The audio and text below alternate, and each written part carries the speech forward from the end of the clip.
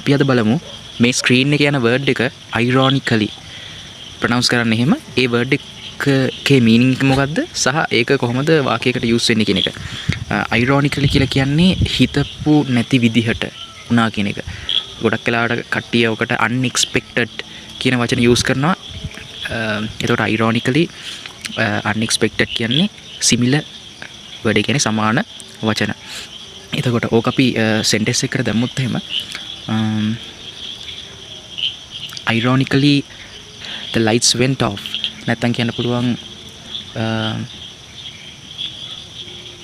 unexpectedly නැත්තම් ironically there were accident නැත්තම් කියන්න පුළුවන් unexpectedly නැත්තම් ironically my friends got injured my friends got past the exam unexpectedly I failed the test.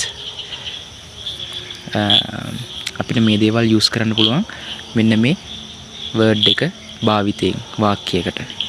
ඕකේ තව අර්ථයක් තියෙනවා හිතපු නැති විදිහට කියලා කියන්න පුළුවන්. නැත්නම් අපිට කියත හැකි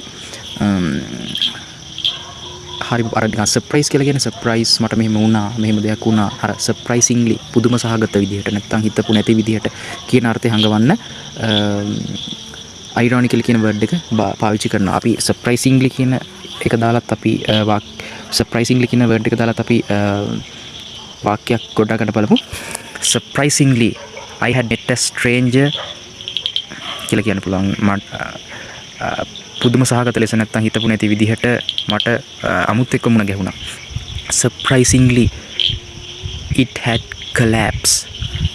හිතපු නැති විදිහට ඒක හැප්පුණා. හිතන්න බලන්න අපේ වාහනයක් හරි මොකක් හරි හැප්පුණා කියලා කියන්න පුළුවන්. ඒ වගේ අපිට වාක්‍ය ගොඩනගා ගන්න පුළුවන් මෙන්න මේ වර්ඩ් එක දාලා. ඒතර මීනින්ග් එක ironically කියන්නේ හිතපු නැති විදියට නැත්තම් surprisingly පුදුම සහගත ලෙස අර හරිම unusual දෙයක් ප්‍රකාශ කරනකොට usual නැති unusual දෙයක් ප්‍රකාශ කරනකොට ironically කියන වර්ඩ් එක පාවිච්චි කරන්න පුළුවන්.